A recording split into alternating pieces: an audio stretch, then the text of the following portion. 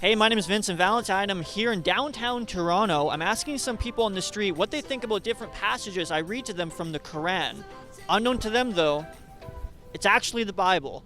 A few days ago, there was a video recorded in Europe that basically it did the exact same thing. So I just wanted to do the same video, but in North America, to see what our perspective would be on this, and if we still think that some of these old biblical texts have any place in Western society today. Punish you for your sins 7 times over.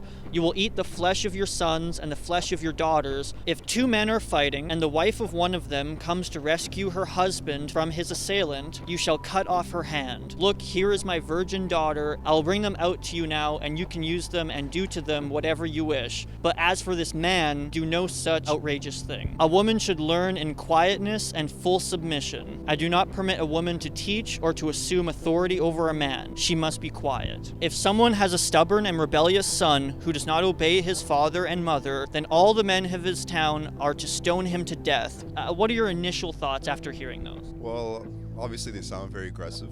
Obviously they're very graphic. My initial thoughts, honestly, I feel a little bit numb, I guess. Like, those are pretty harsh. There's no denying that. Woman saying you can have my daughter versus the husband. You can't have the man. Mode of thinking of women that, you know, they are essentially objects. Obviously, you should take issue with things that are so hostile and so violent. Stoning human beings is not how we want to live in our society, but it does remind me of the Old Testament. A lot of the Bible passages are similar. I don't know about the cutting off of the hands of the woman's hands who's trying to help, but I know that there's similar passages. Yeah, it sounds familiar to the Bible. Well, to be honest, I do hear things in the Bible that sound a little bit scary sometimes too. Even in the Bible, you know, Jesus outlines how to buy and sell slaves. Sure, the same could be said about elements of the Bible, in context or without, and it probably seemed pretty harsh. That's true, yeah. I think it's a little bit more different, like in terms of the cutting hands thing.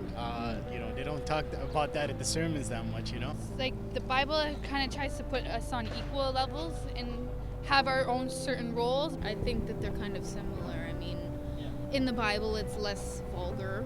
Do you feel like there's still a place in Western society for these old texts? Do you think that maybe we should move on from them? That's a deep question. There's something to learn from, but we shouldn't be using them like law or even guidelines, like cutting people's hands off or dragging my son down. I can't even use that as a guideline. Especially these days, no. All it does is pretty much divide people unnecessarily.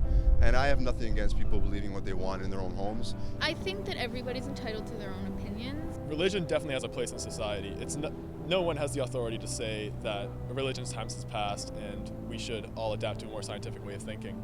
Even myself, I'm an agnostic. I believe people should practice what they believe. There can be a place for religious texts, but I don't think that people should take things so literally. It would be nice to kind of adapt these kind of more ancient ideas. Things have changed radically in terms of like history and culture and things like that. I do have a little surprise for you. All these heartwarming passages that I read to you today, they're actually in the Bible. Are actually the Bible. People, yeah. I don't know. Yeah, I didn't know that it was from the Bible, but I know there's similar things. The Bible's not far from the good book. They're actually from the Bible. Wow, I'm not surprised. Yeah. Not surprised at all, actually. No. That there are good and bad parts of all things, as religion especially. But at the same time, this is painted differently. Let's just ignore these passages and follow the good one. The media's, that's their business, to scare the pants off people. Yeah. Fear sells, right? Media is a big proponent of religious intolerance in today, and obviously it's a problem. See it on all the major news stations. It's quite horrific, actually, that they're vilifying an entire religion. And then when you look at the media, you're saying, okay, so here in Canada, like a Muslim doing a shooting and he's labeled as a terrorist, right? But if a white man does a shooting, then he's a troubled teenager with mental issues. Being critical of a certain piece of material doesn't mean you need to be so critical of a group of people. And this just goes to show how absurd it is.